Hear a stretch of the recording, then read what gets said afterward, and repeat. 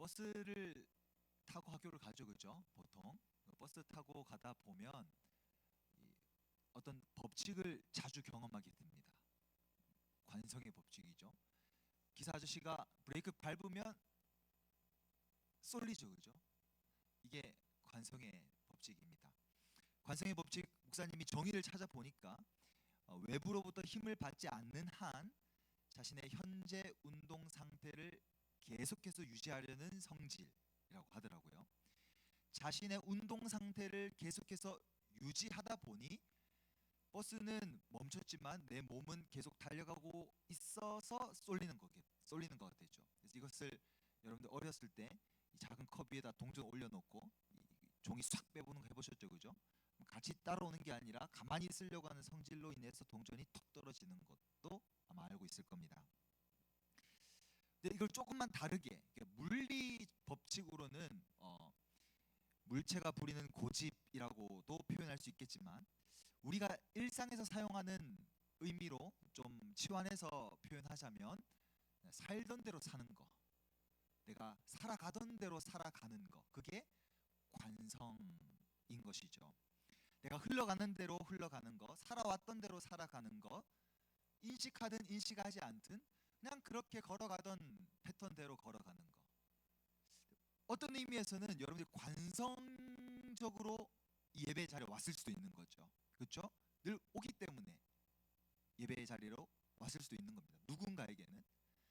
그런 점에서 목사님은 우리가 이 습관적으로 혹은 관성적으로 늘 하던 대로 하는 것이 나쁘다가 아니라 습관적으로 하던 대로 늘 걸어가던 대로 걸어가는 것을 지속해서 의식하는 행위가, 의식하면서 브레이크를 한 번씩 밟아주는 과정이 참 필요하다라는 생각을 하게 되었습니다. 우리 지난주에 세계관에 대해서 잠깐 나눴죠, 그죠? 세계관은 내가 의식하든 의식하지 않든 많은 환경에 노출되면서 생겨가는 것이라 그랬습니다. 가령 여러분들이 가정에서 부모님들의 말을 계속 쿵쿵쿵 소리가 들리는 건 뭔가 강조하는 거죠, 그죠?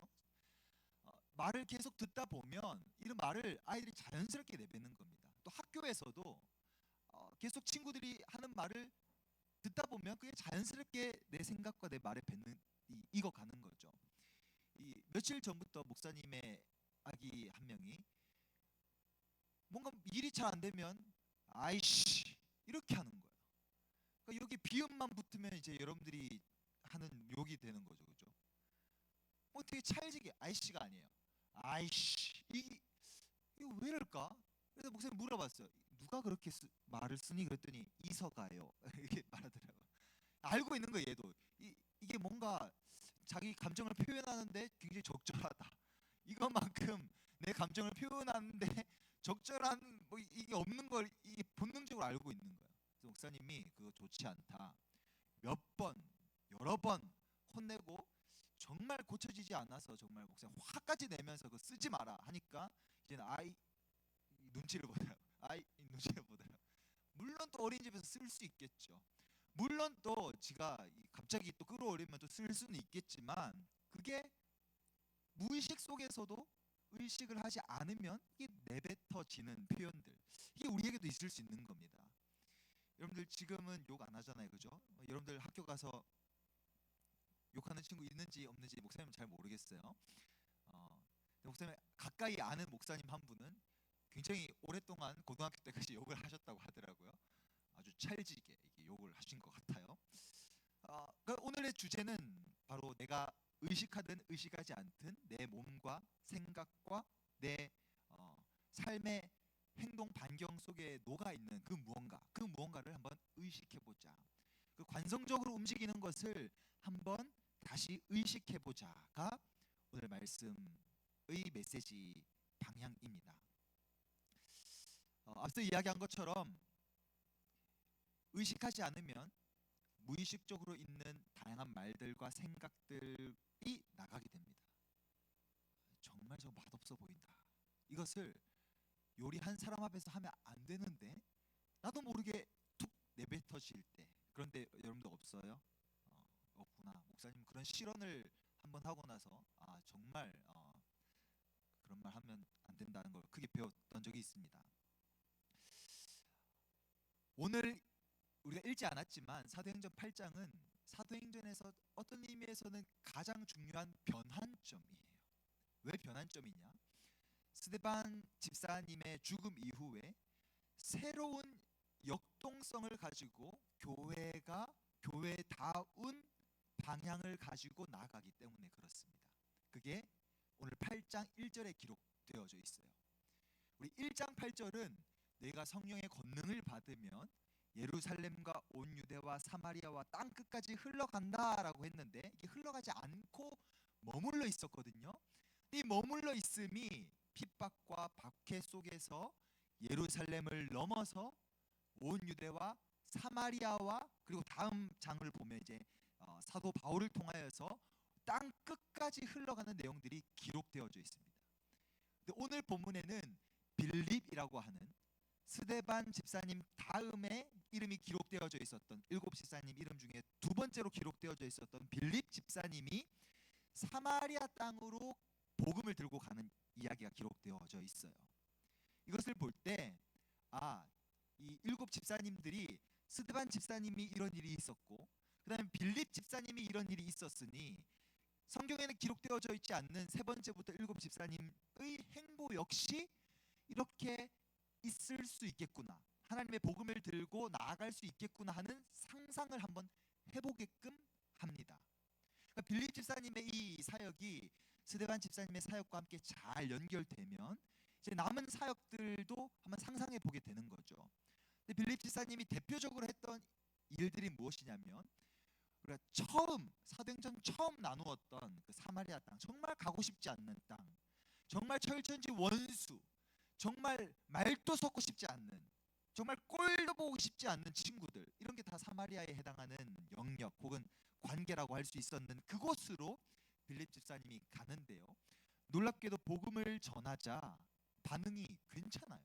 반응이 사마리아 사람들이 빌립 곁으로 와가지고 복음을 증거할 때 일어나게 되는 굉장한 이적들과 표적들을 보면서 세례도 받고 예수님을 믿기 시작합니다. 그때 이 모든 상황을 잘 보고 있었던 한 사람, 오늘 등장하는 빌런 시몬이라고 하는 사람이 이 모든 과정을 보면서 그 뒤를 졸졸졸졸 따라가게 돼요.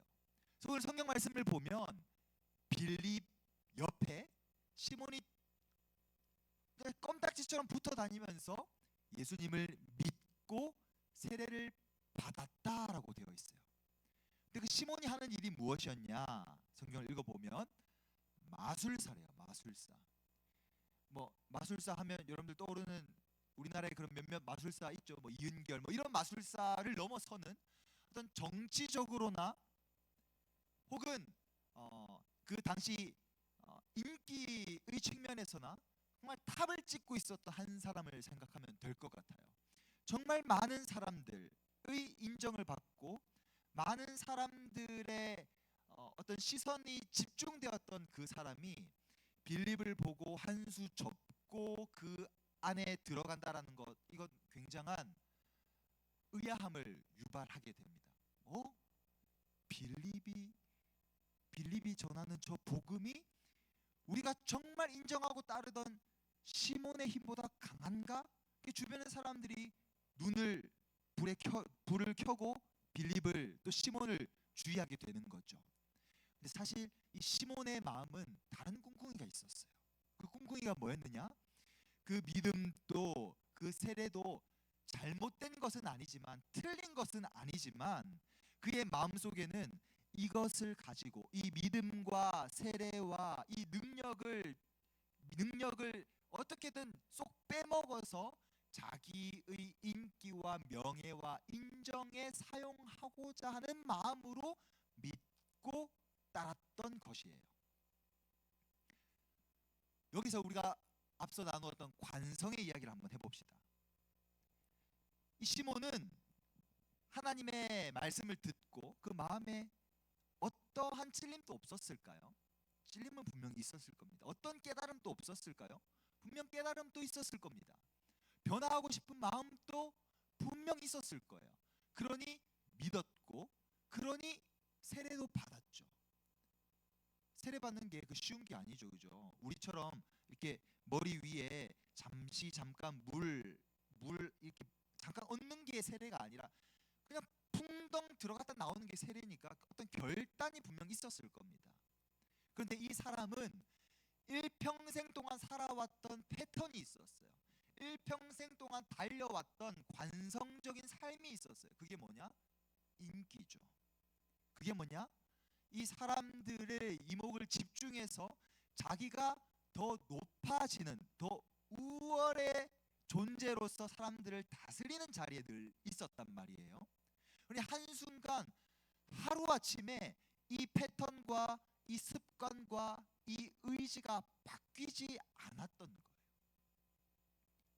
그러니 이런 마음으로 빌립을 따라가고 이런 마음으로 세례를 받아갔으니 이 관성적 삶에 의해서 브레이크를 걸고 새로운 삶으로 변화하고 돌아갈 수 없었던 거예요. 근데 이게 굉장히 의미심장한 게 빌립도 이것을 알았을까요? 몰랐을까요? 빌립 사마리아에 가서 복음을 전하고 표적과 이적을 통하여 많은 사마리아 사람들을 하나님 품으로 돌아오게 했던 빌립 집사님은 이 일을 눈치채지 못했어요. 언제 이게 눈치챘냐? 나중에 예루살렘 교회에서 사마리아 땅에 이런 귀한 일들이 일어나는구나 하고 2명의 사도가 파견됩니다.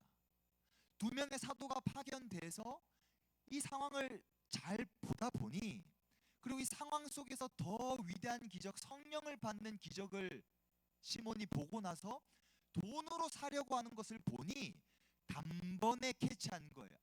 시몬은, 이 사람은 정말로 변화하고 정말로 회개하면서 돌아서고자 하는 의지를 가지고 믿는 게 아니라 자기의 인기와 자기의 명성과 혹은 자신의 앞날을 위한 어떤 투자의 목적으로 믿고 세례를 받아 왔었구나 하는 것을 단번에 사도들이 캐치하게 됩니다.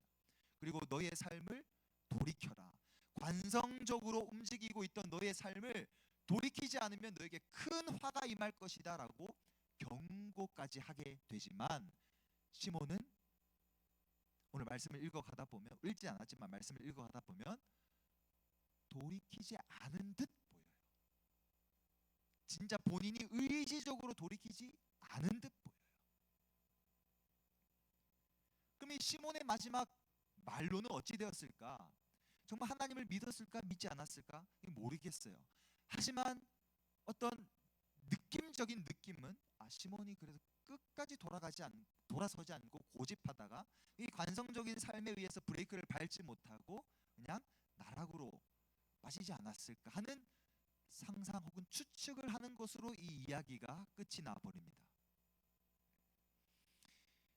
사랑하는 여러분, 여러분들에게 목사님은 다시 한번 주의해서 이 본문의 관성적인 삶을, 시몬의 관성적인 걸음을 여러분들 삶에 적용해 보았으면 좋겠어요. 예배의 자리에 왜 와요? 늘 오니까 오는 거 좋을 수 있어요. 훌륭합니다. 근데 나는 왜 이 자리에 왔는가? 의식해 볼 수 있어야 돼요. 무의식적으로 걸어가는 게 아니라 그 무의식적으로 걸어가는 걸음에 한 번 브레이크를 걸고 의식할 수 있어요. 나는 이 자리에 왜 있는가? 귀한 시간이잖아요. 피곤한 시간이잖아요. 이 시간 왔잖아요. 그럼 나는 이 시간에 왜 있는가? 의식을 해야 돼요. 이 자리에 나는 말씀을 들어야 되고, 나는 하나님을 만나야 하고, 이 험악한 세상에 내 힘과 능력이 아니라 하나님이 공급해 주시는 힘과 능력으로 살아가는 것을 고백하고 그 의지를 가지고 살아가기 위해 이 자리에 왔지 하면 예배에 집중하게 되는 거예요. 하면 예배에 온 마음을 쏟게 되는 거예요. 근데 그냥 무의식적으로 와서 그냥 깊은 생각 없이 와서 이 자리에 앉아 있다 보면 그 의식의 순간을 놓치고 그 의식의 자리를 가지지 않다 않다 보면 이 자리가 그냥 멍할 수 있는 거예요. 공부는 어떨까요? 공부 그냥 무의식적으로 매일매일 습관적으로 가는 학교니까 가서 그 자리에 앉아서 공부를 한다? 그럼 공부가 되기는 되겠죠. 그런데 그 자리에 의식을 하고 공부의 자리에 앉는 친구와 그냥 공부하고 그냥 벨 울렸고 선생님 들어오셨고 수업 자리에 앉아가지고 멍하니 있는 친구와 그 방향은 다를 수밖에 없는 거죠. 그러니까 지속적으로 우리는 의식해야 해요. 지속적으로 내가 습관적으로 걸어가는 그 걸음을 좋은 습관이든 나쁜 습관이든 무의식적으로 흘러가는 방향이든 의식적으로 흘러가는 방향이든 한 번씩 한 번씩 의식을 해야 됩니다. 그래서 원래 목사님이 이 지었던 제목은 무의식을 의식하래요. 무의식을 의식하라. 계속 의식해 봐야 돼요. 나는 지금 괜찮은가? 나는 무의식적으로 너무 이런저런 말들을 실현을 하고 다니는 거 아닌가? 나는 무의식적으로 너무 짜증을 내고 있는 거 아닌가? 나는 무의식적으로 너무 피곤한 티를 내고 있는 건 아닌가? 나는 무의식적으로 누군가를 힘들게 하고 있는 것은 아닌가? 그것을 의식할 때 그 무의식의 영역들이 바뀌어 나아갈 수 있는 거예요. 그러니까 목사님 또 잠을 좀 작게 자면 그 피로가 누적이 되면 자연스럽게 사람인지라 짜증이 나죠, 그렇죠? 그게 자연스러운 거예요. 그래서 원래라면 집에 돌아가서 아이들하고 막 이렇게 놀아주고 막 이렇게 뒹굴고 몸으로 주다가 이게 목사님을 때릴 때가 있거든요. 이렇게 목을 칠 때도 있고 과하게 놀다 목을 칠 때도 있고 등을 막 누를 때도 있어요. 그러면 평소라면 그냥 허허허 하고 그냥 넘어갈 일이 그 피곤이 누적되어 있을 때 그런 일을 당하게 되다 보면 짜증이 나고 소리가 높아지게 된단 말이죠. 그러면 그때 의식해야 돼. 왜 이렇지? 내가 평소 이렇지 않는데 왜 이런 과한 반응들이 나가게 되지?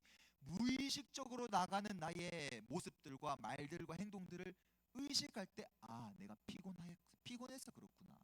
피로가 쌓여서 그렇구나. 그러면 더 의지적으로 그런 순간들을 마주할 때마다 브레이크를 거는 거죠. 의지적으로. 짜증이 날 때마다 의지적으로 브레이크를 거는 거죠. 주일 아침은 목사님이 일주일 중에 가장 의지적으로 브레이크를 많이 거는 아침이에요. 아침마다 아이들이 목사님을 화나게 할 때가 많거든요.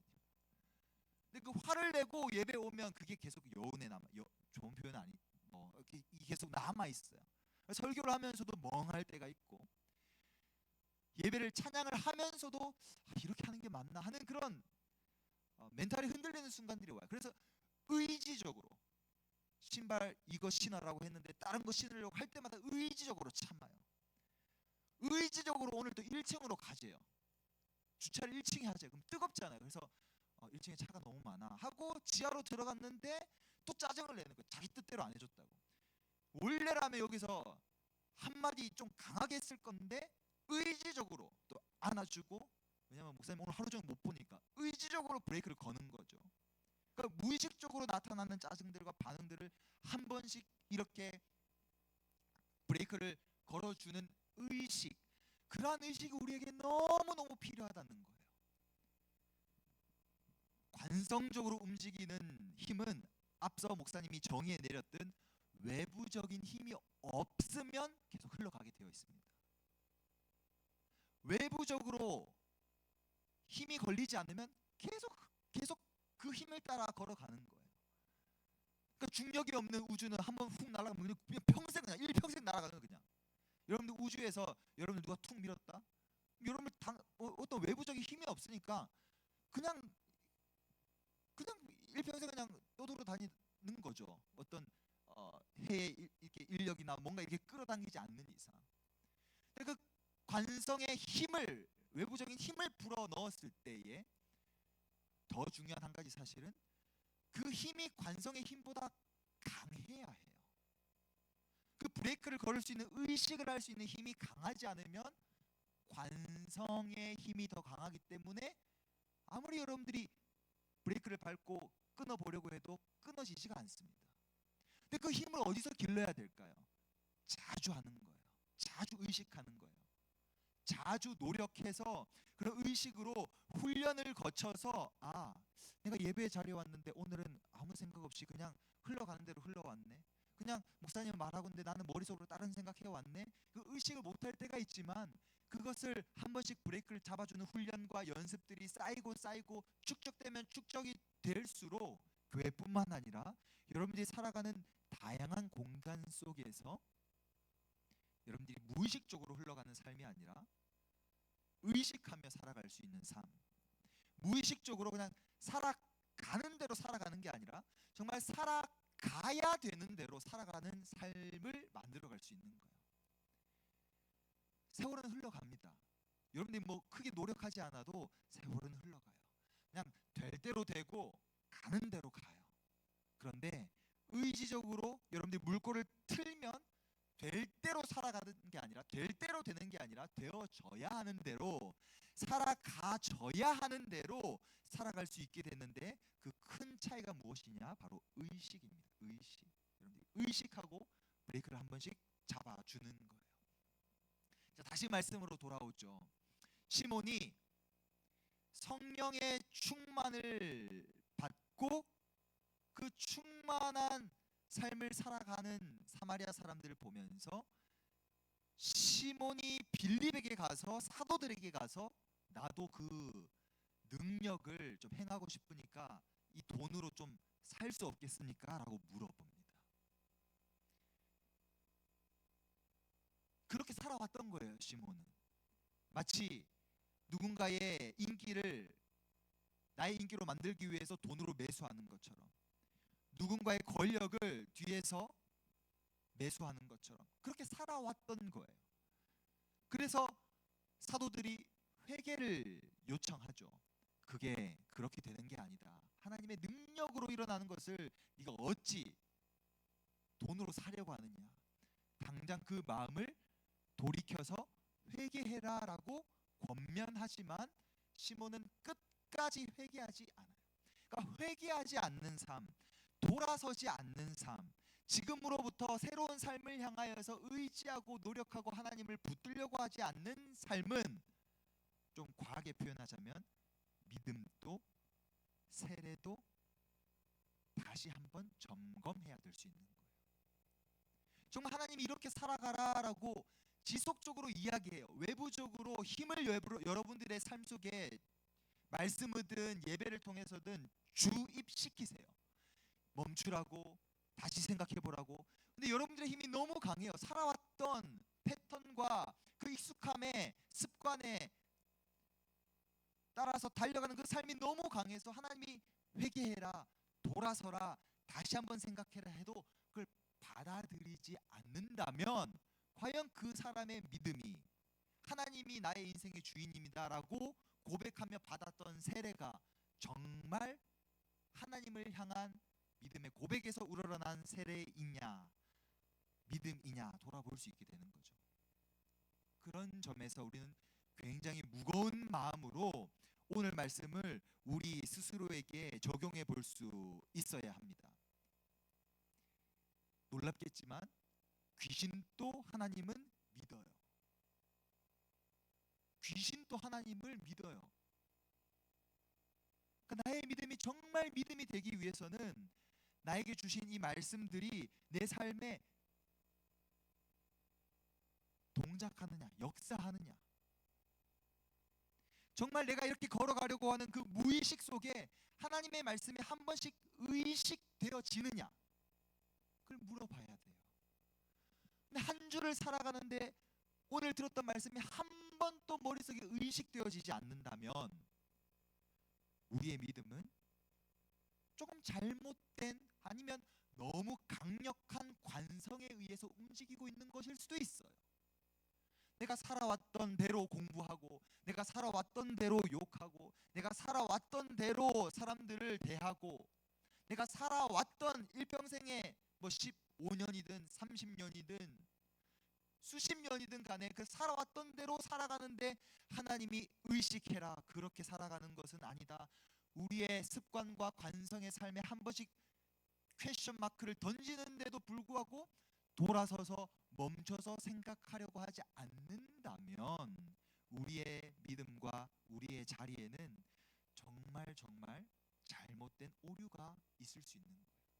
내 힘이 너무 강해서든, 내 의지가 너무 강해서든, 내 습관이 너무 강해서든, 아니면 하나님의 음성보다 내 의지가 더 강해서든, 아니면 더 나아가서 하나님의 통치하심을 하나도 받고 싶지 않겠다는 자기 실패가 있든, 그것이 무엇이든 간에 우리는 이 말씀을 통하여서 다시 한번 우리의 마음을 돌아볼 수 있어야 합니다.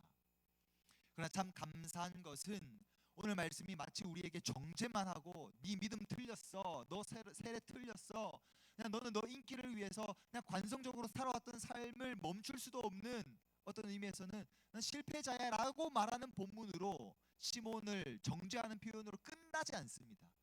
오늘 읽진 않았지만 25절 말씀에는 이런 기록이 있어요. 두 사도가 주의 말씀을 증언하여 말한 후 예루살렘으로 돌아갈 때 사마리아인의 여러 마을에서 복음을 전하니라. 그러니까 복음은 멈추지 않고 흘러간다는 거예요. 계속 흘러가요. 그 흘러가는 흐름 속에서 다시 또 한 번 사마리아에, 다시 또 한 번 온 유대에, 다시 또 한 번 땅 끝까지 복음은 흐르고 흐르고 흐르고 흐릅니다. 그렇게 흐르고 흐르고 흐른 복음은 또다시 돌아오겠죠. 또다시 돌아옵니다. 돌아와서 또 흐르고 흐르고 흘러간 복음은 또다시 우리에게 돌아옵니다.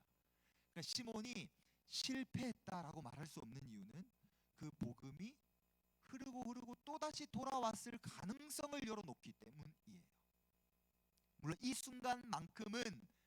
순간만큼은 시몬이 실패한 듯 보여요. 끝난 듯 보여요. 그러나 25절 말씀, 여러분들 성경책에 보면 동그라미가 하나 찍혀 있을 건데요, 그 방점이 찍혀 있는 거라 생각하면 돼요. 계속 사마리아인의 여러 마을에서 복음을 전하니라.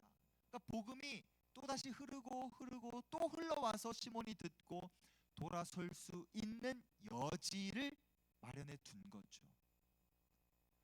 혹 이 자리에 말씀을 듣고 나서 목사님 스스로에게도 하는 말이지만 또 다시 관성적으로 살아왔던 대로 살아가는 게 있을 겁니다. 분명 또 다짐했는데 못하겠어 하고 살아왔던 대로 살아가는 일들이 있을 거예요.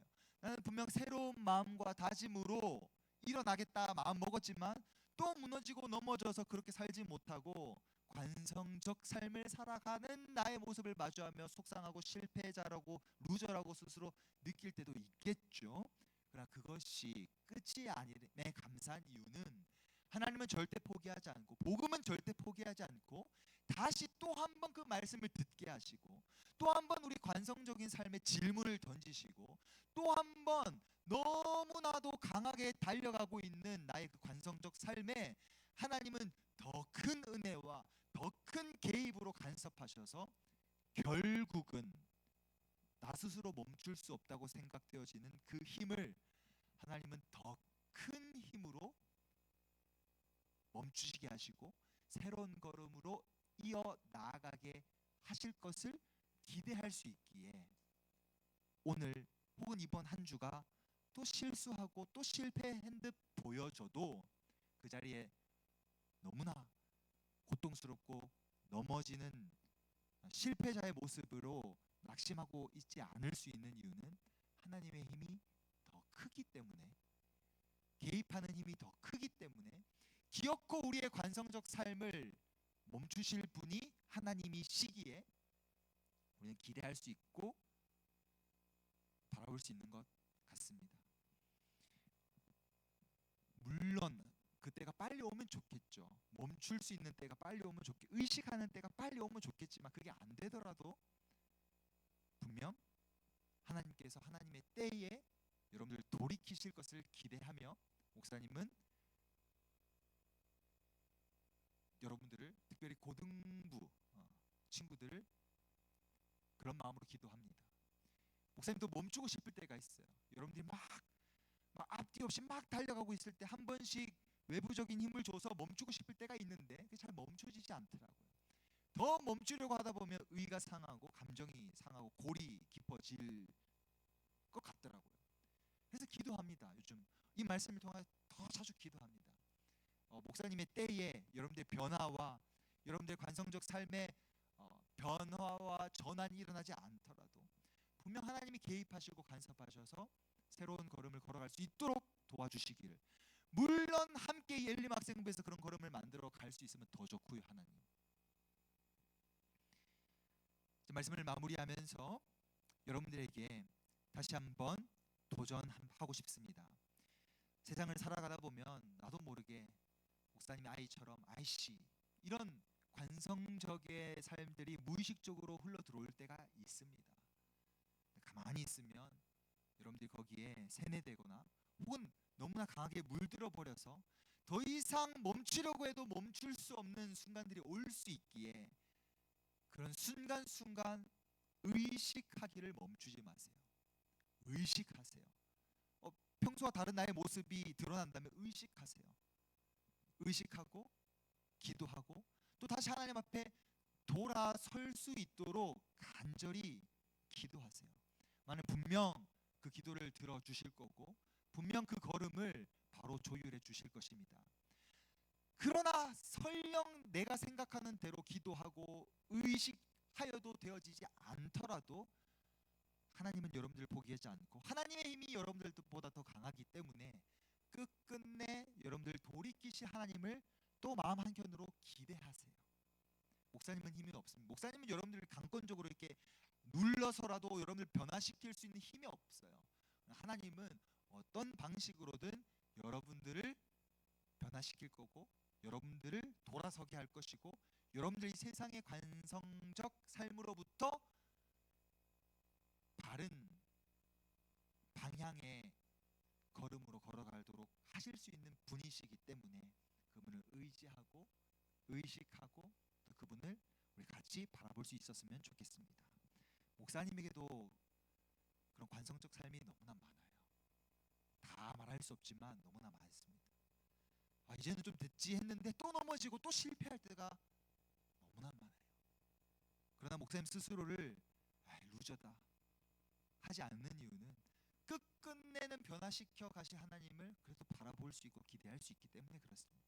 여러분들도 그렇게 스스로를 바라볼 수 있었으면 좋겠고 무의식적으로 관성적으로 습관적으로 움직이는 다양한 것들을 바른 방향 속에서 더 좋은 무의식 속에서 더 바른 방향의 습관 속에서 더 바른 힘의 근원을 통한 관성적 삶을 멋있게 살아갈 수 있었으면 좋겠습니다. 우리 함께 이 말씀을 생각하면서 사랑한다 말하시네 찬양했으면 좋겠습니다. 이 찬양의 가사의 후렴은 이런 가사입니다. 이제 나는 옛사람 아니요 사망에서 건지신 주의 자녀이니 그 한없는 주의 사랑 안에 기쁨으로 걸어가겠네. 나는 더 이상 옛사람이 아닙니다. 옛모습으로 살아가지 않겠습니다. 관성적인 습관적인 삶으로 살아가지 않겠습니다. 물론 좋은 습관들도 있겠지만 나쁜 습관들이 있다면 그 옛사람의 모습을 변화시키고 그 관성적 삶을 하나님이 개입하셔서 멈추어 주시고 새로운 걸음으로 주님의 사랑 안에서 힘있게 걸어가기를 다짐합니다. 우리 함께 그렇게 고백하였으면 좋겠습니다.